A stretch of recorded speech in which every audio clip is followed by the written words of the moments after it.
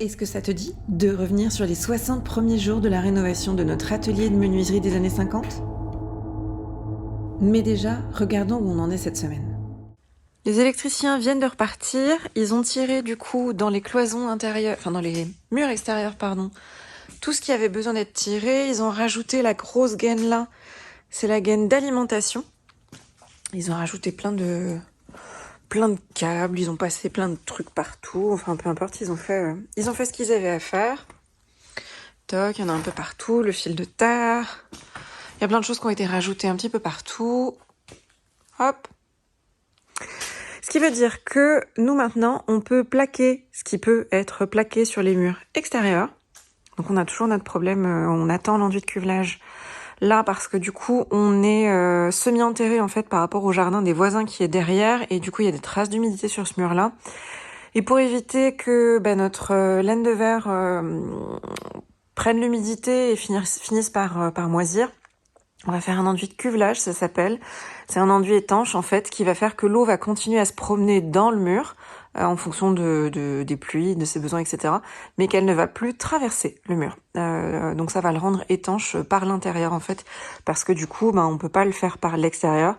Déjà parce que c'est chez le voisin, donc ce serait un peu long et compliqué. Et puis parce que il faudrait décaisser de beaucoup, finalement, pour pouvoir récupérer le niveau. Et mettre un drain et étanchéifier de l'autre côté du mur. Donc on va faire plus simple et plus rapide. Donc on a cette partie-là sur laquelle on attend incessamment sous peu le produit pour pouvoir faire ça, ce qui veut dire qu'on pourra lainer, accrocher les montants qui pour l'instant sont juste présentés et plaqués. Mais donc je vais pouvoir plaquer cette partie-là, toute cette partie-là. Là-bas on laisse ouvert pour le plombier, pour qu'il puisse passer toutes ses gaines, il vient à la fin du mois. Et tout le fond de mur là, on va pas le plaquer pour le moment, en tout cas pas en partie basse, parce qu'on aimerait mettre un robinet de jardin là à l'angle, parce qu'il n'y a pas d'eau dans le jardin, donc ça, pour une maison avec jardin, c'est pas très pratique. Donc on va lui laisser l'accès jusqu'au bout, mais ça veut dire qu'on pourra plaquer toute cette partie là, jusqu'à la fenêtre là, parce que c'est pareil, on a des traces d'humidité là, le long du mur, donc on va faire l'enduit de cuvelage jusqu'ici. On peut plaquer d'ici à là-bas, grosso modo, et de l'angle là, jusqu'à là. Hop, jusqu'à la fenêtre ici. Comme ça, tout ça, ce sera fait, ce sera tout plaqué, installé, et ce qui veut dire qu'on pourra après monter toutes nos cloisons intérieures sur cette partie-là. Donc on va commencer par plaquer ce petit bout-là. Et on a monté nos blocs-portes aussi, donc côté chambre, on va avoir des blocs-portes comme ça, pour garder toujours l'esprit atelier, donc là avec un verre simple. On est sur un verre simple et c'est une porte en métal. Donc là on a une ici et l'autre qui est encore emballée ici pour accéder aux chambres. Donc on mettra bien sûr un petit rideau avec une tringle à l'intérieur de la chambre pour ceux qui veulent fermer, faire le noir, etc. et avoir leur intimité. Et de ce côté-là, on va avoir des blocs-portes façon bois. Donc là c'est imitation chêne, avec des poignées noires. Donc là, on en a 3. On a l'entrée des toilettes qui se fera là. On a l'entrée de la salle de bain qui se fera ici. Et l'entrée de la chambre, la 3e chambre qui se fera ici. Et en termes de code couleur, là, on va faire du coup toute une partie anthracite assez marquée avec une cuisine foncée également. Et du coup, on va mettre des blocs-portes couleur bois pour les faire ressortir. Et puis les portes là-bas, de toute façon, on va les installer incessamment sous peu parce que dès qu'on a plaqué autour, on peut monter nos cloisons intérieures. Et en montant les cloisons intérieures, il faudra installer les blocs-portes. Donc cette semaine, ça devrait se faire. Je commence le placo, c'est pas si difficile à faire toute seule. Il suffit juste d'être équipé, d'avoir le petit truc orange là que je trimballe partout qui permet de tenir la plaque contre le mur et du coup d'avoir les mains libres pour pouvoir la visser. Et après, il suffit juste de prendre les cottes, de couper sa plaque aux bonnes dimensions, de la présenter et de la visser. On utilise un pistolet à vis, à placo, et franchement, c'est tellement pratique, ça fait gagner un temps fou. Bon, le nôtre a eu quelques mauvaises chutes, on est en train de regarder pour le changer, parce qu'il bloque assez souvent et ça nous fait perdre du temps et ça nous énerve. Mais franchement, le placo toute seule, même quand on est une fille, c'est vraiment pas impossible. Il suffit juste de Plutôt que de penser avec ses bras, d'essayer de penser avec sa tête et d'utiliser le poids des plaques à son avantage. Donc de les tourner, de les pousser, de les présenter, de manière à pas les porter en fait. Pas les porter en entier.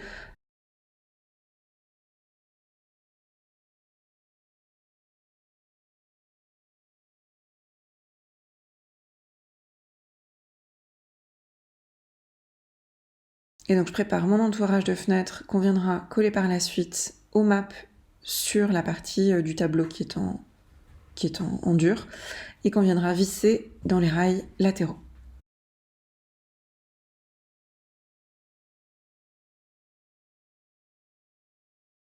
Pour ce qui est du remplacement du poinçon, donc de la partie de la charpente qui nous posait problème parce qu'elle avait été grignotée par les xylophages, donc le menuisier est venu, il a mis les renforts là qui sont verticaux et il a coupé au fur et à mesure le poinçon, donc la partie verticale centrale qui nous posait problème. Et il a remis une nouvelle pièce de bois, du coup, toute neuve, toute belle, toute propre, à la place. Et il a remis, du coup, les renforts, enfin, il a refait des renforts sur les côtés, avec des pièces de bois neuves également. J'ai pas filmé son intervention parce que il souhaitait pas forcément être filmé. Ça lui a pris une petite journée, on va dire.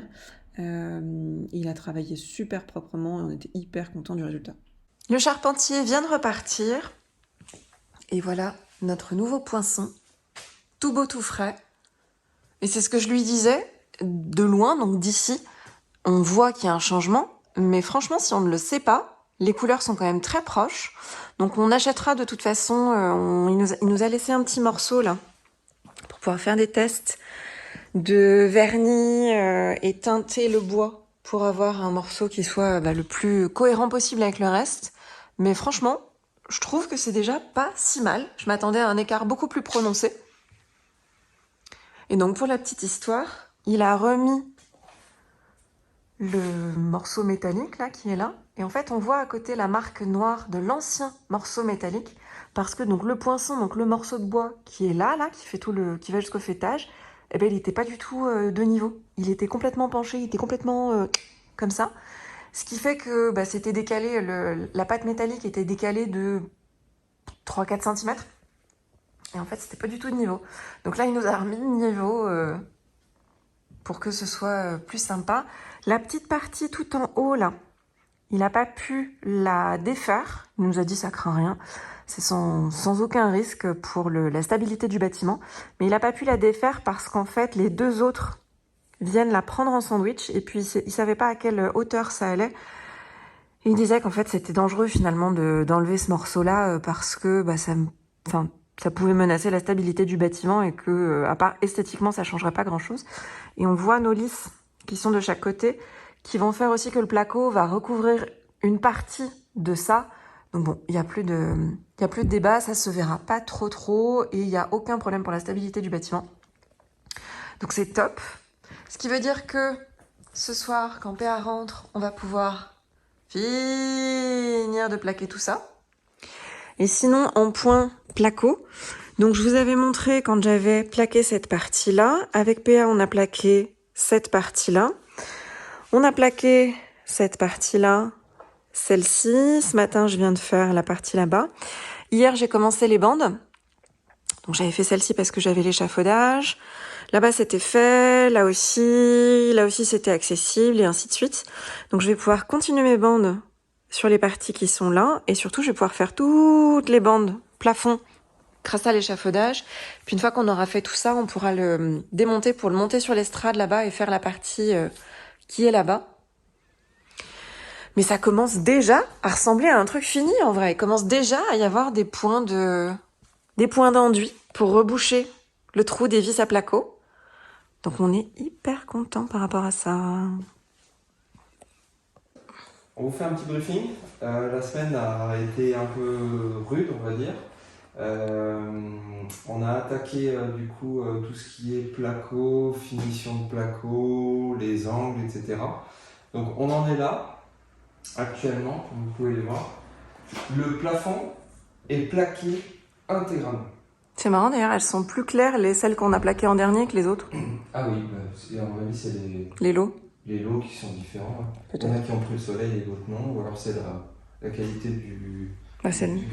C'est le même lot. Enfin, c'est le même, c'est la même palette. Ou alors elles ont jauni au soleil ici déjà. Bah, oui. Enfin, il y a la poussière. Vous savez pourquoi? Dites-nous en commentaire. C'est toujours intéressant de savoir. Donc le plafond est intégralement plaqué. Là on est samedi matin pour info. La vidéo sort demain, aujourd'hui pour vous. Et but de l'après-midi, c'est de jointer tout le plafond. Donc bande à joint, les trous, une passe partout avec le banjo.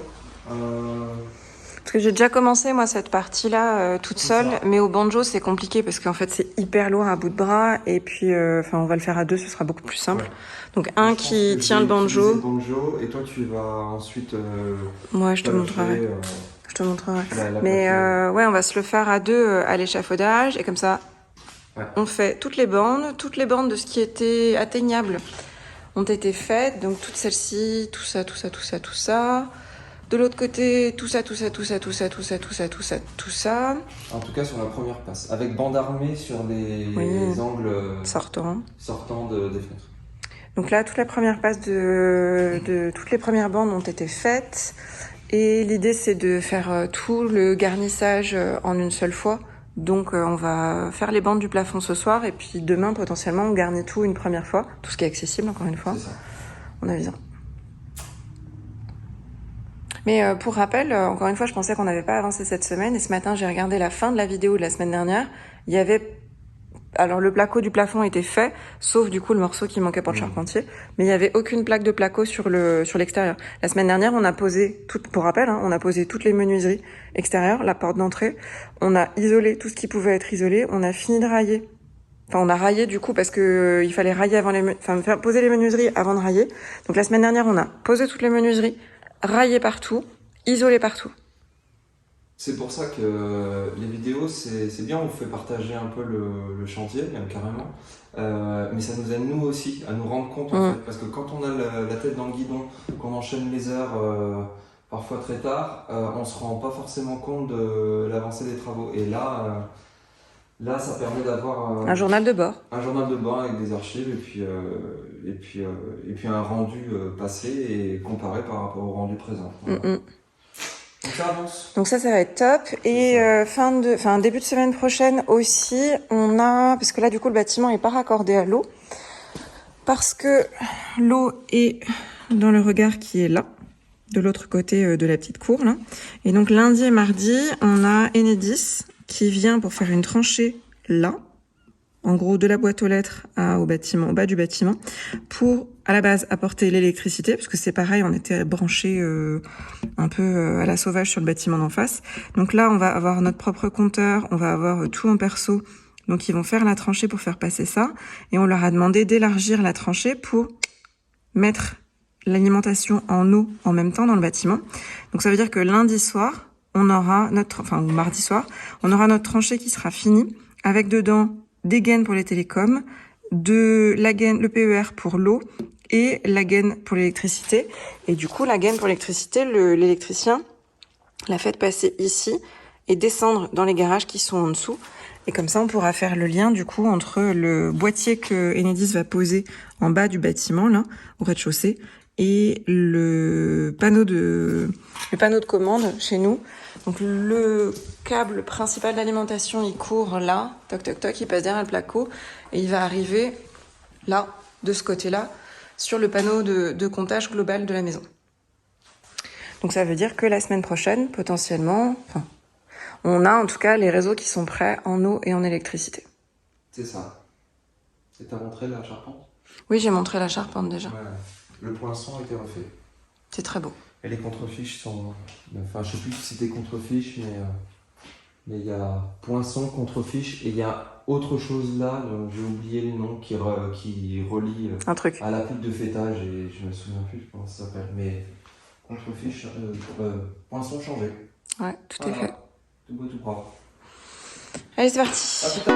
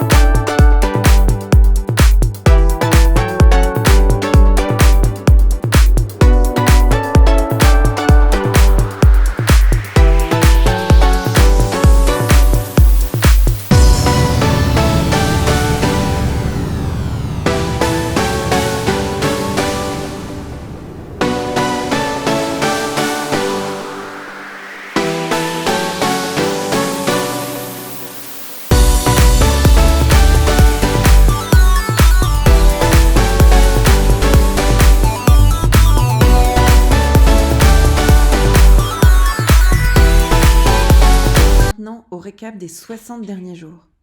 Oh là là là là là. Oh là là.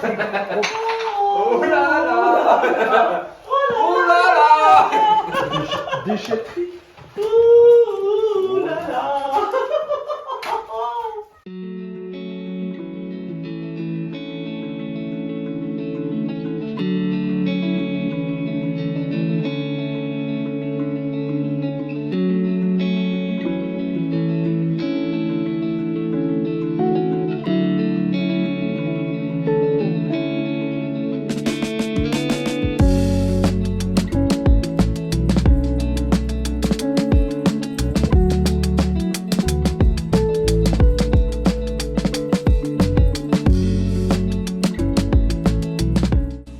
Et là, on a plein de petites merveilles qu'on a récupérées. Du cacao de l'Union avec un gros aigle dessus. Cacao supérieur de l'Union, meilleur cacao connu. Ah, chichi. On a trouvé du Foscao. Alors ça, ils étaient fans du Foscao visiblement. C'était apparemment un ancien petit déjeuner.